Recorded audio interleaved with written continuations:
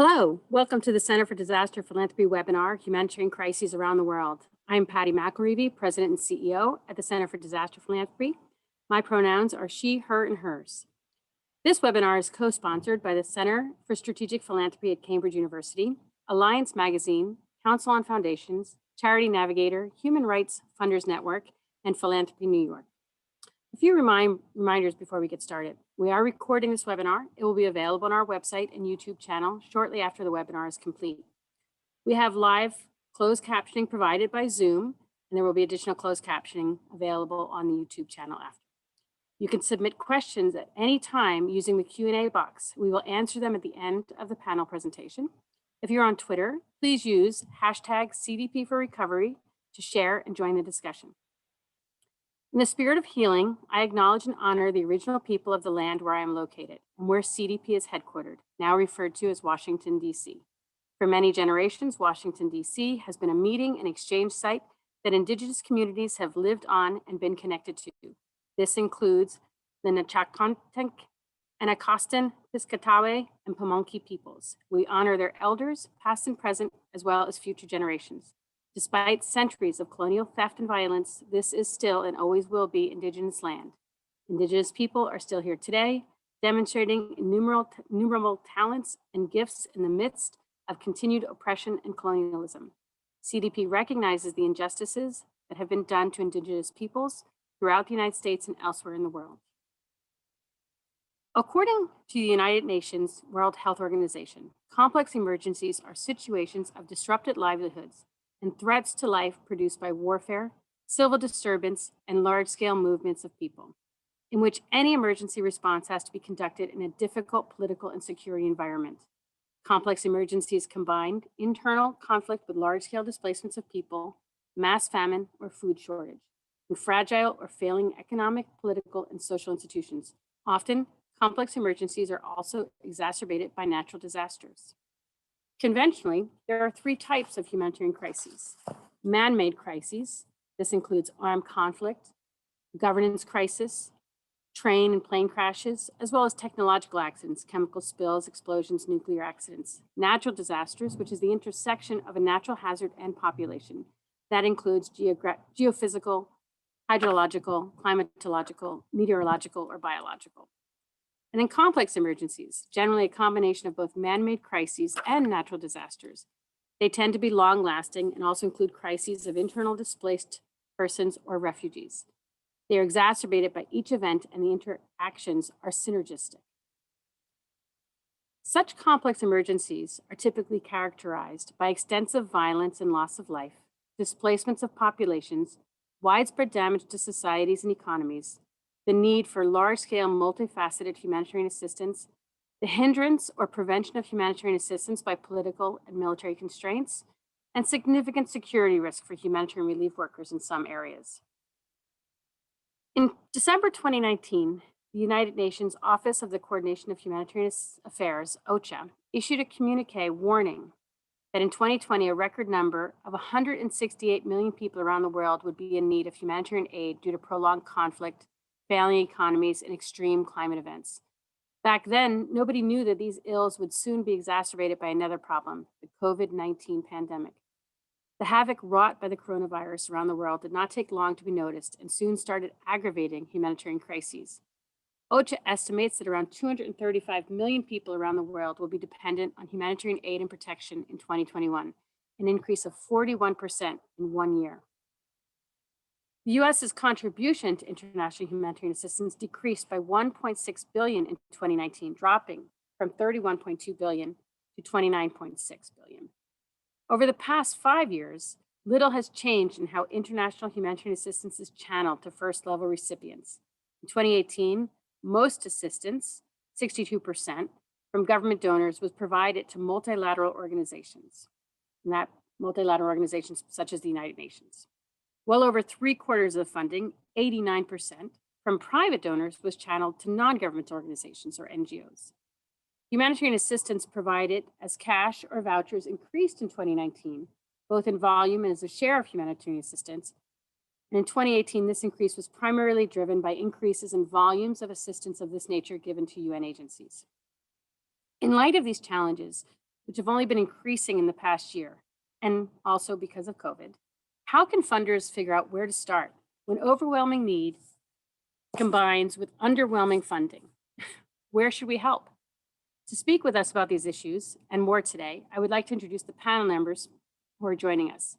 I'm excited to be here with them today and looking forward to the information that they're going to share with us. Reshma Datia has been working in the international aid sector, both in Canada and abroad, for more than 16 years. She is currently the International Operations Coordinator and head of the Médecins Sans Frontières Humanitarian Diplomacy Team, MSF. Reshma has been working with MSF for more than 8 years in the field in both project coordination and country management roles in Sudan, South Sudan, Somalia, Sri Lanka, Iraq, and Yemen. George Reddings leads the International Rescue Committee's Global Crisis Analysis Team, which provides forward-looking analysis of the drivers and impacts of humanitarian crises globally. He joined the IRC in late 2015 as part of the organization's Middle East team, moved into a global role in 2018. George's team leads delivery of the IRC's annual watch list, a list of the 20 countries facing greatest risk of deterioration in their humanitarian situation, as well as a range of other analysis outputs. Robert Miyashiro manages the Conrad N. Hilton Foundation's international grant-making in the areas of avoidable blindness and disaster relief and recovery. He previously served as program associate for the Foundation's Safe Water Strategic Initiative. Prior to joining the Foundation, Robert worked for the Carter Center in South Sudan, serving as regional coordinator in the guinea worm eradication program. Welcome, everyone. George, I'm going to start with you today. The International Rescue Committee creates an annual watch list. Can you tell us a little bit about how this list was made and tell us what country topped the list for 2021 and why? At its core, the IRC's annual watch list is a list of the 20 countries we are most concerned about for the year ahead. These are not necessarily the biggest crises, but they are the ones where we see the greatest risk of severe deterioration in the humanitarian situation over the 12 months ahead. We've been producing a list of this kind since sometime around 2007, we think. Originally, it was just to support our internal planning and preparedness. But this year, we've done something a bit different, and we've launched Watchlist 2021 as a call to action for policymakers and concerned citizens all around the world, because we believe and see that routine planning and preparedness activities, which we're going to carry on doing, but they're not enough given the scale of the unprecedented global humanitarian crisis that you were just explaining. One of the things that differentiates our list from similar lists put together by other organizations is the approach we take to drawing it up. So we use 85 different quantitative and qualitative indicators that speak to both the probability of some kind of human-driven or natural shock occurring, and also the likely impact of such a shock were it to occur. We then triangulate that data with insights gathered from among the IRC's 30,000 staff and volunteers in over 40 countries around the world. And that allows us to select the final list of 20 countries, which has a ranked top 10 and an unranked bottom half, as you can see on the map. Yemen is at the top of the list for the third year in a row this year, which really reflects the devastating impact of the country's multi-year civil war. We've just marked the 6th anniversary of the Saudi and Emirati-led coalition's intervention in Yemen. And the reason Yemen has been remaining at the top of our list is it's really the archetype of the challenges we're seeing right across the 20 watchlist countries. And across these countries, we talk about there being a triple threat of conflict, climate change, and COVID-19. And until recently, I would have said we were primarily focused on the conflict aspects of that triple threat in Yemen. And certainly the conflict is a key reason we're seeing needs at record levels. So over 20 million people in Yemen are in need of humanitarian assistance out of a total population of around 30 million. But COVID-19 is also having a really major impact this year. We're seeing rapidly rising cases at the moment. And the pandemic is also affecting the economy in a country where there is really significant food insecurity. Over 16 million Yemenis, half the population, are facing crisis levels of food insecurity this year. And that includes tens of thousands of people at the worst famine-like conditions. On top of that situation, many households were previously relying on remittances sent by family members living in other countries. And now those family members have lost their jobs and they're no longer sending that money to them, which was a critical lifeline for them. And as in other countries, it's women and girls who are particularly affected. There has been a 63% increase in assaults and abuse targeting women in Yemen since the conflict began. And again, and as we're seeing elsewhere in Yemen, humanitarian action is increasingly under threat, both from the violence against aid workers and the reality that this year, under pressures from COVID and more, traditional government donors are turning inwards. And as needs are increasing at the global level, our concern is that funds really are not keeping pace. And we'll have a chance to, I think, get more into that as we go forward. Reshma, I'm going to turn to you now. MSF talks about forgotten emergencies. What is that? And could you give an example of a country that's on your list and why it's there? Sure. Thanks very much, Patty, and thanks to CDP for inviting MSF today. At MSF, we provide medical assistance to people affected by conflict, epidemics, disasters, or exclusion from healthcare. And today we're working in more than 72 countries with a workforce of a little more than 40,000 people around the world.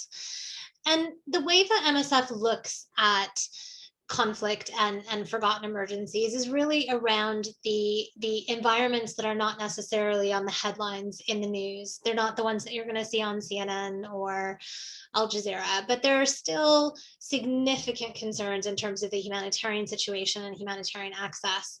And a lot of those countries are on the IRC watch list. And so I think that there is a lot of overlap. But instead of really focusing on Yemen, which is obviously a major concern, I think some of the other places that we are concerned about, places that perhaps aren't as visible, are places like the Central Sahel and the Lake Chad Basin, where there's a massive spike in violence targeting civilians, including killings by an increased number of state and non-state armed groups, millions of internally displaced people no longer able to return home.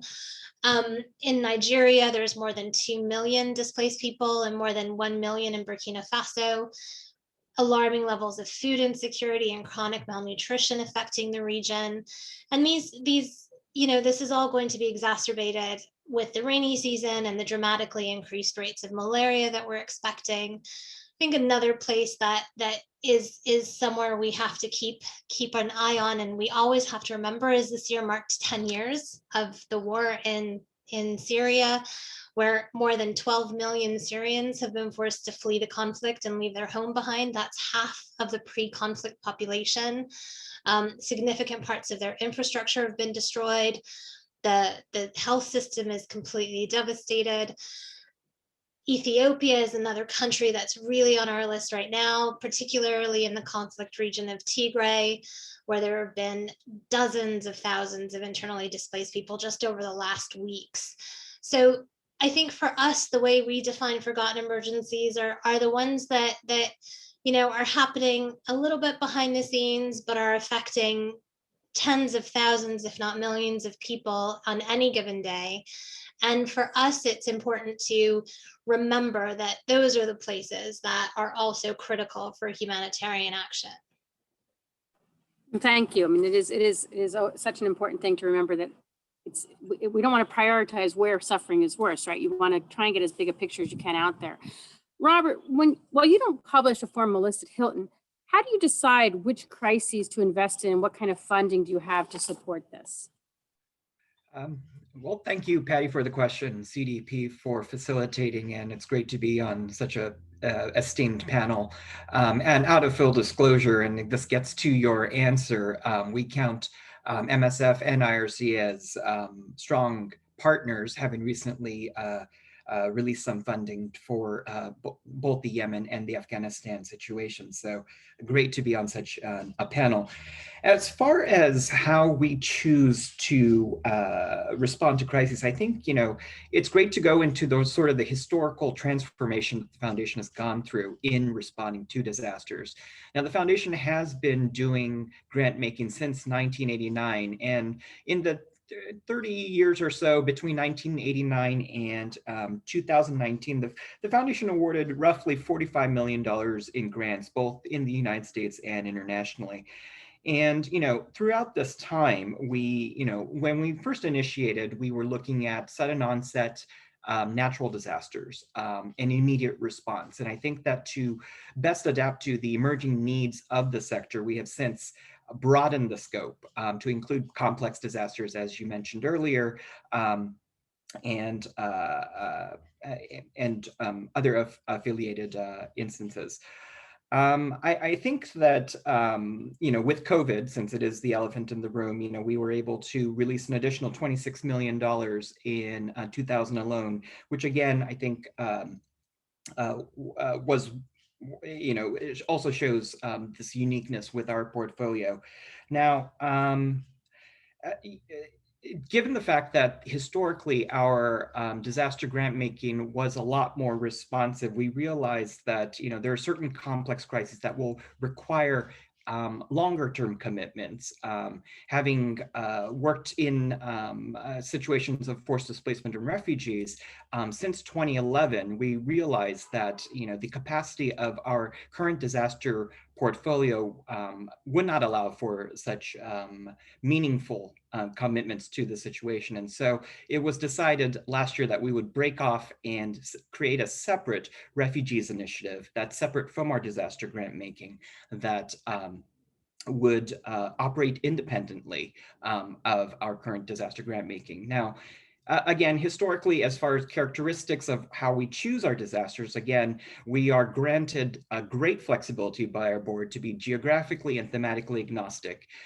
We take a look at crises as they come on board, and we're informed by both internal recommendations as well as watch lists, including the IRC watch list that George mentioned earlier.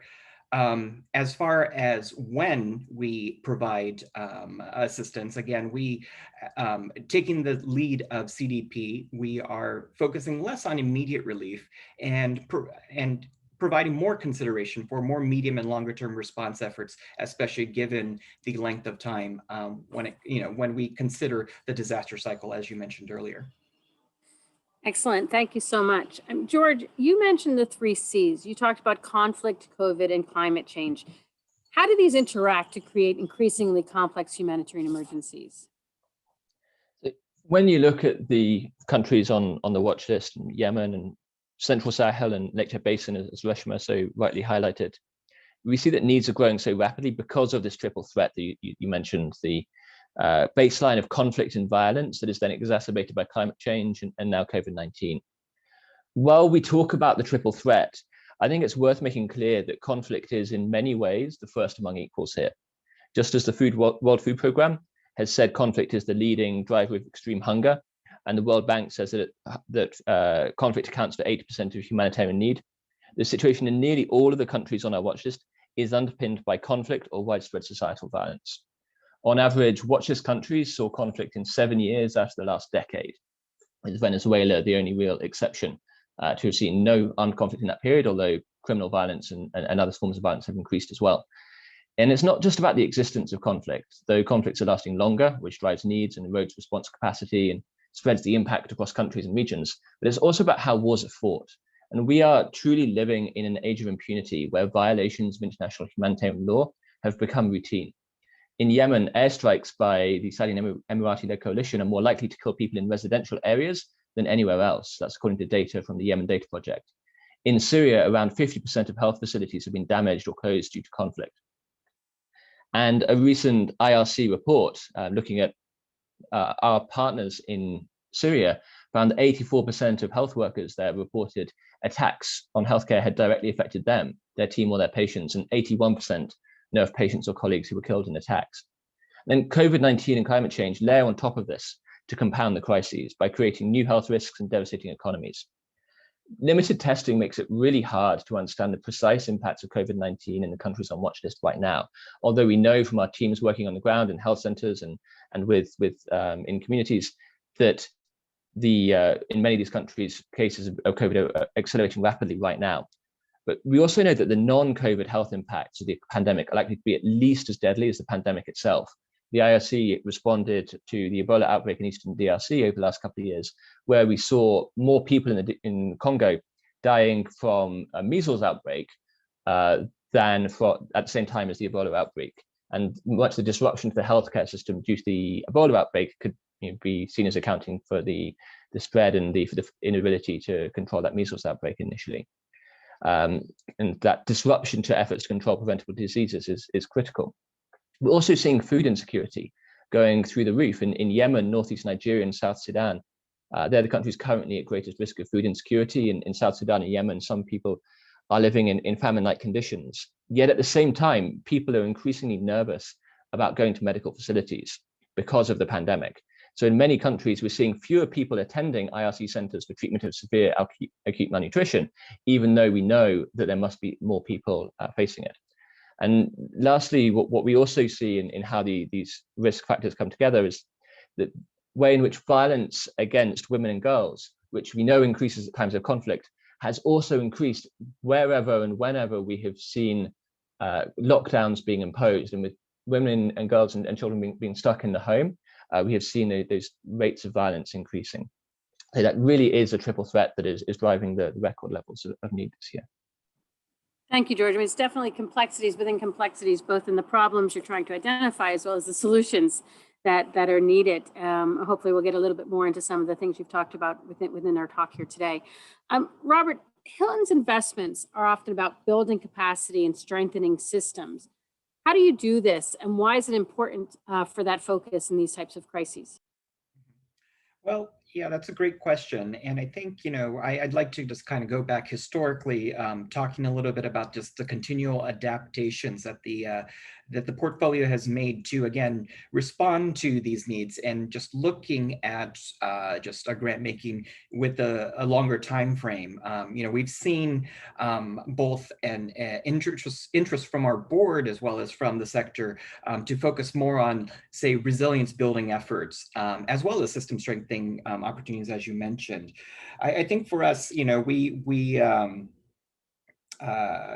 do this through a variety of ways. I think, the value of NGO networks at the country level, at the regional level, at the international level is a place where we oftentimes as donors, they're not the sexy headline grabbing sorts of interventions that one may decide to commit one's resources to. And I think that's a safe place. That's an easy place. That's a place where, again, we've identified as needing resources to further build out the capacity of the sector in general to respond more efficiently and more appropriately to these disasters.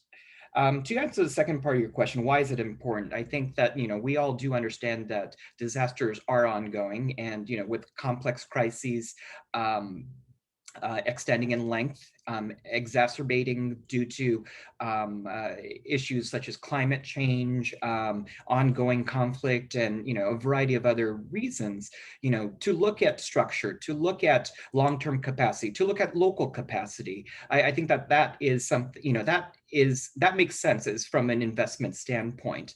Additionally, I think that we think that the sector itself has started to wisen up, and when we do find opportunities to strengthen system or build capacity, oftentimes we are not the only funder. And so we look for those opportunities to leverage our funds for additional funds, or to come in as a co-funder, which which on the one hand does de-risk things for philanthropy. On the other hand, I think it shows that full commitment that we as donors have to make the sector bigger, better, and more efficient. That's such a critical point about that leveraging and resourcing together, and collaboration, the requirements there. And Reshma, in our planning conversation, you mentioned that media often looks for the story that sells. They focus on a military or the skeletal child covered with flies. What are the stories behind the news that you wish they would tell that would perhaps humanize the lives of the people in these crises? Thanks, Patty. This is something I feel super passionate about, and certainly something that that matters, and is the reason why I work in a humanitarian organization like MSF. So I think we have to remember, right, that even in conflict, even in difficult circumstances, even in different humanitarian crises around the world, babies are still being born. Families are still needing to find ways to feed their children, to celebrate things like births, to mourn things like deaths. People get sick from all kinds of things. They're worried about you know, the child who has asthma, or their colleague or friend who has diabetes. It's not all so doom and gloom in a lot of ways. There are beautiful things happening all over the world, like that happen in our own communities. And I think one of the things that we tend to forget is, even in the midst of crisis, these are families, they're people who want the same things we want, who dream of the same things we dream of. And you know, if I think of some of the things that we've done in the last years, I mean, you'll see on the screen there, you know, MSF helped deliver 330,000 babies, you know, in 2019. That's an incredible thing, and you can imagine the joy that comes with that, and families who celebrate that. And you know, I really feel like we want to focus on, as you know, as Robert said, on the sexy things, on the things that sell, and sometimes the really human things we forget are also a part of why we do what we do. We're called humanitarian organizations. It's about connecting with people in different parts of the world, and trying to find ways to help them cope through really difficult moments. So for me, I think it's why humanitarian organizations exist. It's why we do what we do. It's why we believe what we believe, and why we stand in solidarity with populations no matter where in the world we are. So yeah, this is something that I feel really strongly about, and I think it's on all of us to be asking for those stories too, and not just looking at the stories of you know, the terrible photos that sometimes are published in newspapers of the starving children, or you know, the terrible stories that you see of you know, really just bodies in rubble, things that we wouldn't want for our families. And I don't think we should be asking others who are going through those to put that kind of suffering on their front pages either. Thank you. That's such a great reminder. And I think it's also just, you know, an important reminder that the majority of individuals who work for organizations such as MSF and IRC are themselves nationals of the countries, and empowering their own communities to cope and to assist. And I think it's just really an important aspect of how we think about these emergencies and the people who are helping. George, can you talk us through the report's statistics? Specifically, why are the needs 40% higher than last year? So the reason needs have increased so much at the global level, 40% up on last year, now 235.4 million people in need. It seems like a huge number, and it seems like sort of intractable problem when you look at that scale. But what is important to understand is that it's actually a fairly limited number of countries that are really driving the those increases. So of those 235 million people in need, 85% are in the 20 countries on the IRC's watch list this year. And when on the screen at the moment, you should be able to see a chart of displacements. And what you also see is that watch list countries account for the global displacement crisis, people who've been forced to flee their homes. At the moment, of people who are displaced within their own countries, 88% are in these 20 countries. 84% of refugees and others displaced are coming from those countries. So over the past decade, the number of internally displaced people has risen from 16 million to a historic record of over 40 million.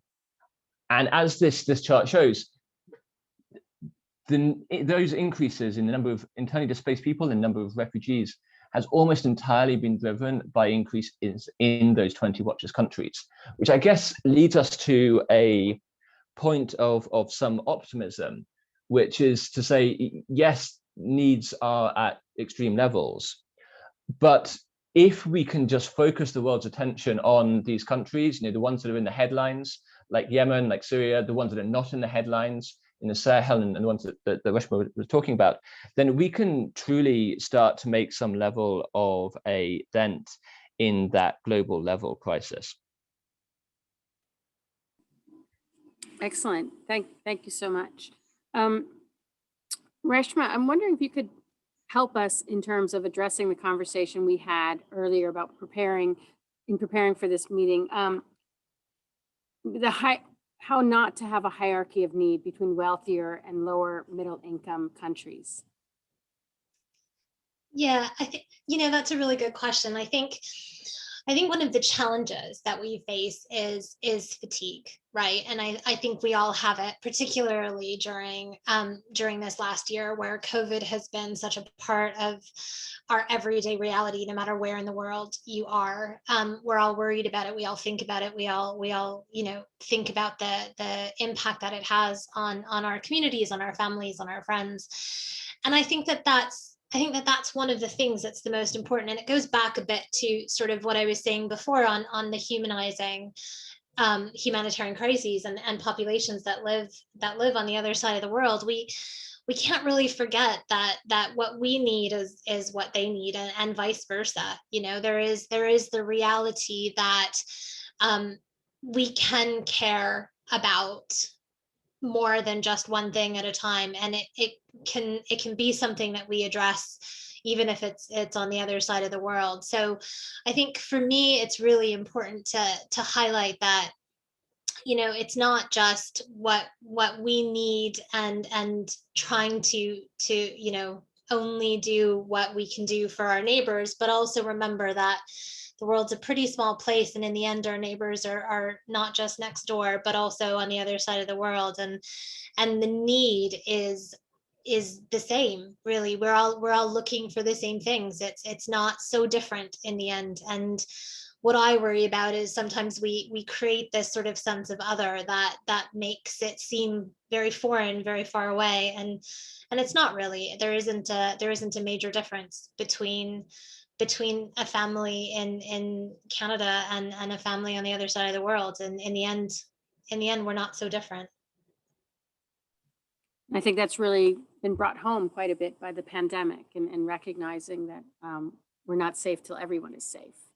And I think maybe how we can bring that message further into complex emergencies in a way. Robert, building on this, Hilton's part of the work that CDP has been doing with Gates and others on the localization agenda. What is that? And how do you go about doing that work, and what are the challenges to its success? Well, a lot of the credit for what we're doing on the localization agenda, I think, we need to properly acknowledge the role that CDP has played in bringing us all together.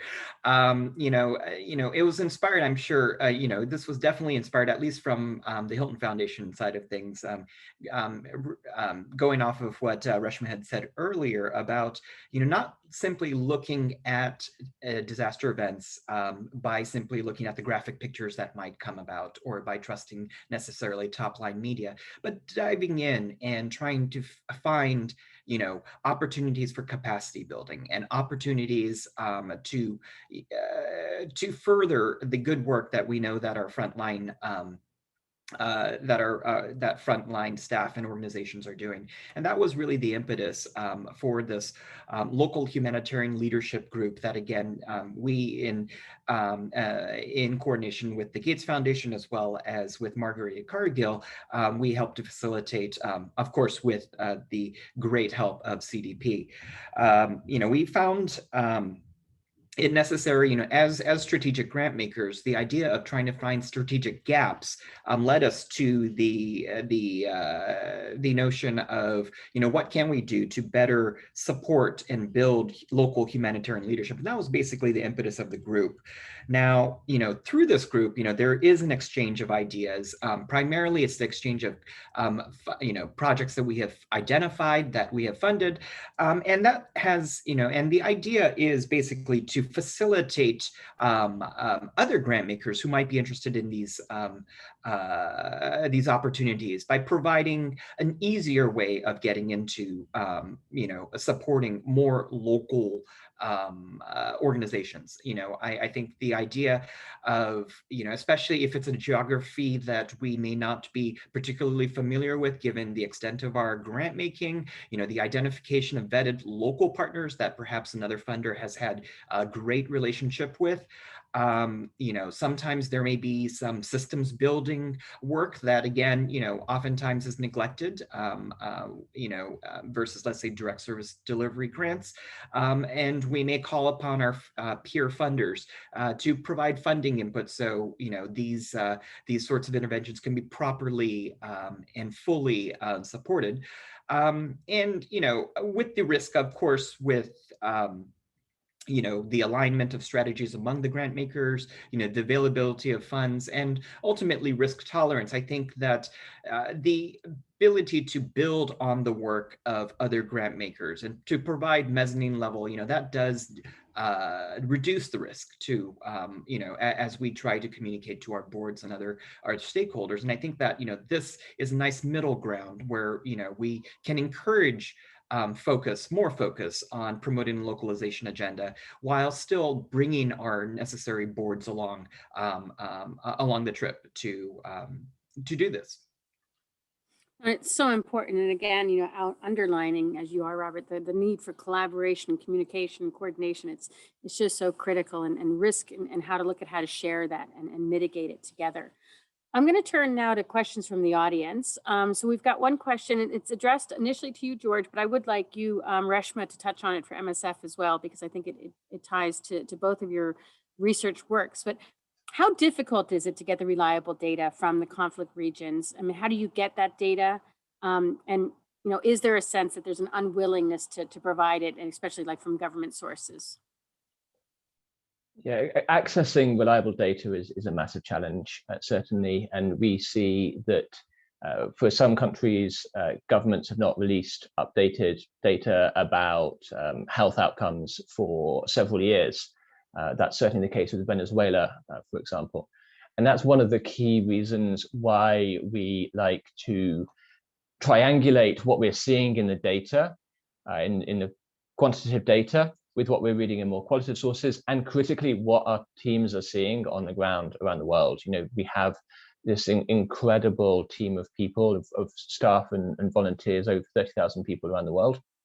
And they are, from the countries, they are immersed in what is happening. And so they can share with us more qualitative insights about what is happening that we set alongside the data, which can only ever paint as good a picture as sort of it's allowed to by those collecting it. Reshma? Yeah, no, that's a really good question. Indeed, it's not always easy, and I think as George was saying, we have teams on the ground in a lot of these countries, and we work hand in hand with ministries of health in every country we work in. It's critical to our success, particularly in terms of responding to medical needs. And so we do through these partnerships with ministries of health, and certainly through our local colleagues, who are really the backbone of what we do in any given situation, are where we get the most the most accurate information. And I think from our perspective, that's really important. We also have, as MSF, a really key principle of témoignage, of advocacy, of witnessing, of seeing what's happening on the ground, of talking to patients, to talking to communities and populations, and hearing from their perspectives what they think is important. So I think there is that balance between the quantitative and the qualitative, and oftentimes the numbers, the hard data isn't really what tells you the story. So I think from our side, it's really about making sure you keep those communication lines open with the populations that you're serving, because they know it better than anyone else in the end. And that's great. I mean, and I think for another question, I'm going to go to you, Robert. I'd like you to start us off. And because I think Hilton is setting an example for funders in this way, but why should funders in the US be concerned about crises around the world when they're facing so many issues closer to home, and so many demands and challenges that need their attention? So one, why should they be concerned? And two, what are some of the ways that they can help? Well, that's a hard question. It's, I think that, while we try to, actually, as a foundation, we've often been accused of perhaps emphasizing a little bit too much on the international side and perhaps not so much on the domestic side, and in California, where I'm based. And I think, the idea is, I think that, there is no real way of, let's say, objectively saying that one crisis is worse than the other, especially given the way that one may approach that. And I think, it's a difficult question to answer. However, I think that the opportunities are everywhere, right? When it comes to supporting either local humanitarian leadership or systems that may be at all levels of the sector. And I think that, and it's really about, understanding that we do have limited resources, even especially in philanthropy, and that, good investments are good investments, regardless of whether or not they're international or domestic. And, keep a keen eye on that. To use resources such as the Center for Disaster Philanthropy to find those opportunities, to engage, and I do encourage anyone on this call to join us for our local humanitarian leadership affinity group, to exchange ideas, to as a safe space for donors to simply talk and ask questions. I think that's a good first step as we try to grasp, what is definitely an overwhelming sector to get your mind around. And so, continued dialogue, as you mentioned, Patricia, Patty, and just, understanding that, again, when you look hard enough, there are opportunities, and to go seek, to commit to them. Great. George, I'm going to turn to you and see if you have anything to add to what Robert's given us. Yeah, I mean, I think in terms of why people should care, how they can, in the face of so much that's going on, and for all of us, 2020 has been and was an awful year. With the rollout of vaccines, I'm in the UK, many of you will be in the US, there is starting to be some light at the end of the tunnel in 2021, but it's really important to understand that that is not the case for most of the countries on the IRC's watch list and many of the places we're talking about today. They're unlikely to see widespread vaccination campaigns in 2021. The COVAX initiative to get vaccines out is just, there are not going to be enough vaccines this year to see substantive percentages being vaccinated in many of these countries. And we know that the social, economic, and non-COVID health impacts will play out over many years. So in these countries, we're expecting 2021 and 2022 to be even worse than 2020, sadly. But there are those things we can do. Nobody knows exactly what will happen in these countries, in the watch list countries, but we can guarantee that something will, whether it's the spread of variants of COVID, whether it's political instability sparked by leaders of countries dying unexpectedly from COVID. We don't know exactly what will happen, but something will happen, and it already is in many of these countries, in South African Republic, Ethiopia, Mozambique right now. So that's why we as the IRC pair our analysis to track developing situations with a dedicated pre-positioned crisis response fund, which really enables us to react within 72 hours of the onset of a crisis. That makes it a more cost-effective way to stave off further disaster. So people like you are essential to ensuring that we and other agencies have both the ongoing analysis and flexible funding to respond quickly. Mm-hmm. I know there was a question from one of the participants beforehand about what can you do if you have apart from sort of contribution financially, and people on this call are people with influence and a voice, and of course everyone knows that the IRC and MSF and others are going to be pushing government donors to ensure that funding gets to the front lines, to the people who are really on the front line of the COVID pandemic. And that we're going to be pushing for the US and others to be using their influence to seek political solutions to the crises, the conflicts and driving these crises, and break that cycle of impunity I was talking about. But if others join in too, from other sort of parts of society, then we're much more likely to achieve what is needed for the crisis affected communities that we serve. Well, thank you, George. I mean, both you and Robert talking about that. There's many options. There's many different ways you can be assisting and looking at it, but it's a lot is about being informed and knowing what the needs are and how to help. And Reshma, what about from your side? Anything you would add there?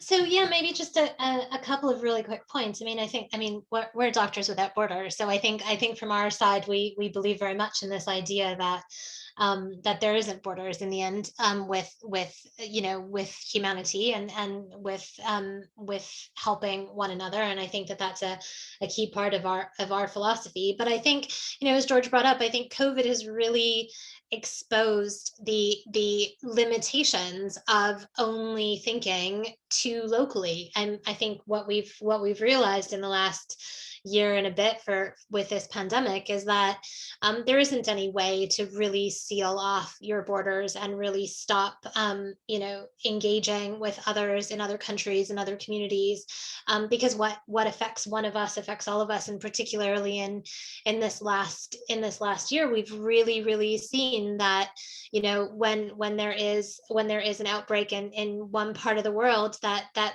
with the way that the world is, with our ability to move, with the fact that there are families and friends who engage with each other all over the place, that we're all concerned about each other no matter where we are. So I think that that's a really key element, and perhaps something that we can take into what we do every day as a lesson from the pandemic, and one that hopefully changes the way we deal with one another.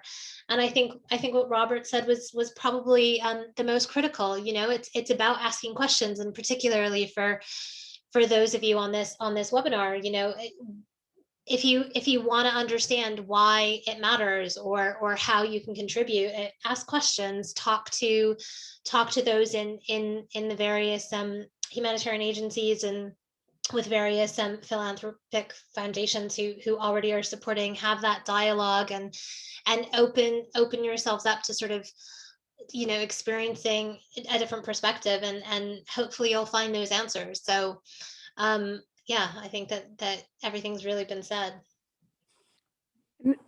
There's another question that's just come in that I think ties a bit to this information, and really wanting to understand what different populations are facing. And it ties, Robert starts off a little bit with what Hilton has decided on related to a refugee program and defining a refugee program. I mean, can you talk a bit related to the challenges with refugee populations and their inability to return to their homelands? I mean, George, you spoke a little bit about the longevity of crises, and I think we've seen that as well within the refugee settings. So what are some ways to, what would be some free advice you would give related to how we should approach refugee programming, and in the context of that longevity? Robert, why don't I turn to you first, because you have your program with this, and then I'll get the others to also come in. Yeah, I think, the question is great in the sense that it also brought up a situation that we're trying to deal with as well. And I'm sure, IRC and MSF has also dealt with this, this term, the nomenclature when it comes to the word refugees, Mhm. it's somewhat problematic, and I know that IRC and MSF, both have an inclusive bent when it comes to the services that they provide. So it's not simply just refugees, but also forcibly displaced people, and also the host communities that are involved. And so I think that that is sort of how we approach the situation now. Given historical context, and given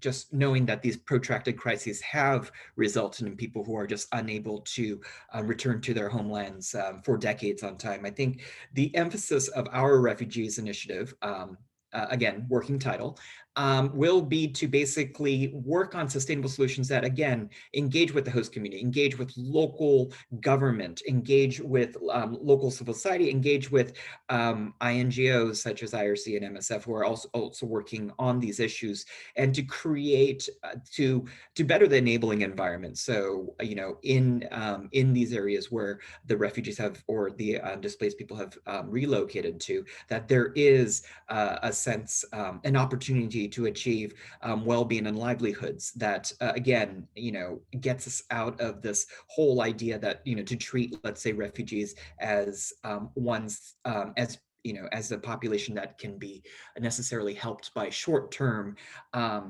small humanitarian, response. To look at the longer term, to look at systems, to look at capacity, and to look at engagement, because again, it is such an overwhelming situation that grows every day. Great, thank you, Resh.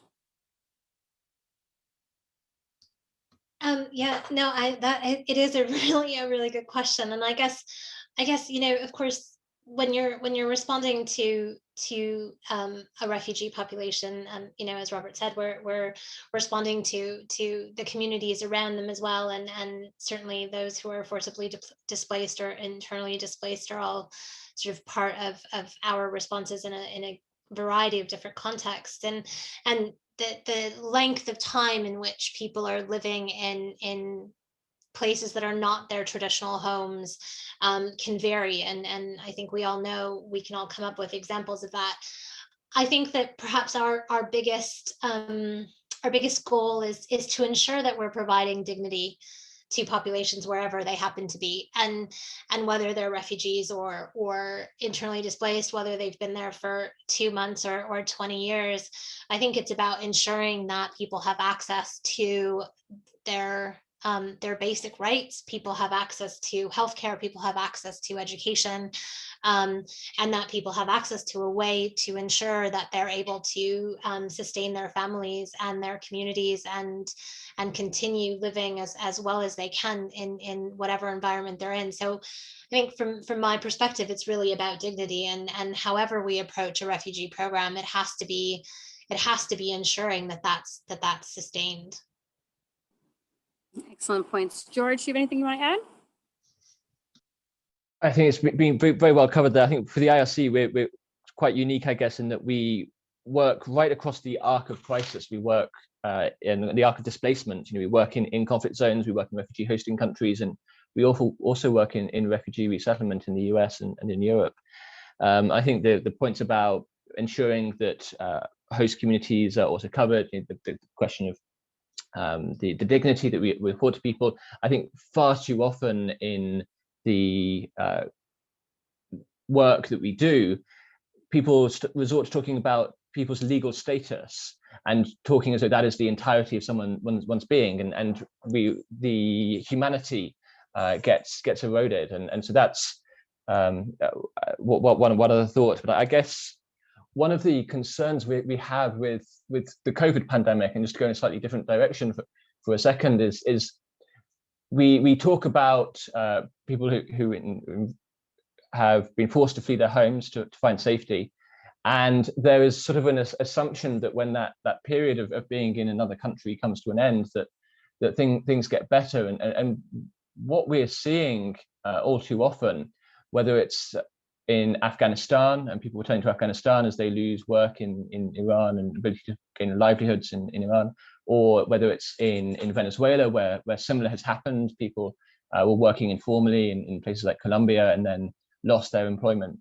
They've then gone back to Venezuela, not because the reasons that forced them to leave in the first place have gone away, but because the conditions have got so much harder for them in their place of displacement. So I think remembering and designing our responses, we work in both Colombia and in Venezuela with those communities wherever they find themselves, and not getting sort of too focused on that legal status question, and really just engaging with the human challenges and the people we find before us. No, it's such a critical point. And dignity is so important. And I'm very happy to have heard you all kind of highlight that's such an important aspect of how we look at populations and how we're helping them. And question comes up, and I think this may be our last question we have time for, but I think it's a critical one related to how we're addressing diversity and equity in terms of humanitarian aid, systemic biases that exist. How do we respond to the needs of all people? I mean, the question specifically asks about LGBTQI, but I think this could be expanded even beyond that in terms of how do we address marginalized communities in our assistance. What might be some of your programming in IRC and MSF, if you could touch on it briefly, that you work on to ensure that that systemic biases are being challenged. Sorry. George, why don't we start with you?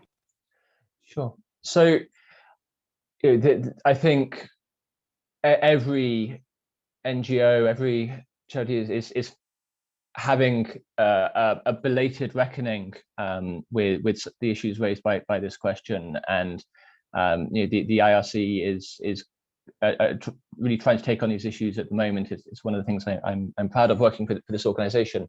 And I guess we have to take it on two fronts. There are the internal questions, the power imbalances in how we work, that just going back to the questions of data earlier.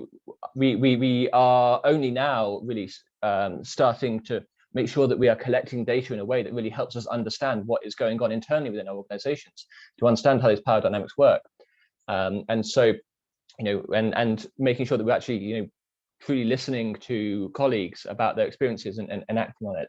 So we're acting internally, and I think in our programs, the protection sector, so understanding the risks to people's safety and understanding the particulars of challenges that they face individually is a real priority for the IRC. It's a major part of our responses, whether in really the active conflict situations where we're looking at the specific threats to people's safety in their homes and around, and in just protracted displacement settings. And so we really focus on trying to understand the specific situation for individuals and understand these challenges, and then mainstreaming that in our work, so that we're actively working to transform the situation, both inside the IRC and for our programs, to get to a place where we are actively fighting the issues that result in people being marginalized. Great, thank you. Resh, a couple of words on that? Yeah, I'll be super quick. I think we have to remember that in a lot of the countries in which we work, a lot of these populations that are marginalized are also criminalized, and we have to walk a fine line between how we treat populations and ensure that they're safe and they're protected when they're receiving humanitarian assistance. And a lot of that comes down to our principles, and particularly as a medical organization, we don't ask these questions. We try to avoid putting our patients in a situation where they may fear reprisals or recriminations by government. So I think it is about making sure that we really have that balance between how do we keep people safe when they're seeking humanitarian assistance, and how do we make sure that we're treating them with the respect that they deserve as fellow human beings. And that's such an excellent point. And I really want to appreciate everyone's time today. That's all the time we have for questions. I know there's been a couple of questions we haven't managed to answer, but just really valuable conversation. And I want to summarize some of the discussion, provide the audience with some key takeaways from our conversation. First, localization doesn't mean ignoring international NGOs. Instead, invest as locally as you can when you're possible to do so, but also recognize the tremendous work being done by groups such as the IRC and MSF. There are times when these groups are critical because of economic or political sanctions and the situation on the ground. This is especially true in conflict settings where it's been demonstrated that an international humanitarian presence can possibly deter human rights abuses. Ensure that the organizations you support have experience in the specific sector of an area of need. When you do fund a nonprofit, whether it be local or international, make sure it has experience working in that area, not just the country, but also in the specific community and region within that country and in the sector you're funding. Flexible funding is critical. Protracted crises, such as the ones discussed today, are not static. They're constantly changing events, and your grantees must have the flexibility they need to respond to the emerging situations swiftly and efficiently. Take a long-term approach. When possible, fund multi-year grants that provide responding organizations with the ability to forecast and plan their work, while also being sensitive to changes. COVID-19 is a game changer. The impacts of COVID are going to be felt much longer in lower middle income countries than here in the US and Europe, but we must keep our focus on we're not safe until everyone is safe. As our panelists have shared, there will be ongoing needs and assistance with recovery efforts for years to come. The Center for Disaster Philanthropy has many resources, including several funds devoted to disaster philanthropy that can assist you. Our Issues Insights provides an introductory look at disasters and responses. We have recordings of past webinars that you can view. Our disaster profile provides regular information about the impact of a disaster and the needs of the community to inform philanthropy on how they can help. Our staff are always available to provide guidance. You can find more information about our work at www.disasterphilanthropy.org. To those of you who may be planning disaster response funding, CDP has additional resources and information in our disaster playbook. You can find that at disasterplaybook.org. In order to respect everyone's time and keep this to an hour, unfortunately, this is all the time we have for today's webinar. Thank you to Reshma, George, and Robert for taking the time to share their insights with us. Special thanks again to our co-sponsors, Center for Strategic Philanthropy at Cambridge University, Alliance Magazine, Council on Foundations, Charity Navigator, Human Rights Funders Network, and Philanthropy New York. If you have questions or thoughts that were not addressed during today's webinar, you may email them to Tanya at tanya.gulliver-garcia@disasterphilanthropy.org. Thank you very much and have a great afternoon.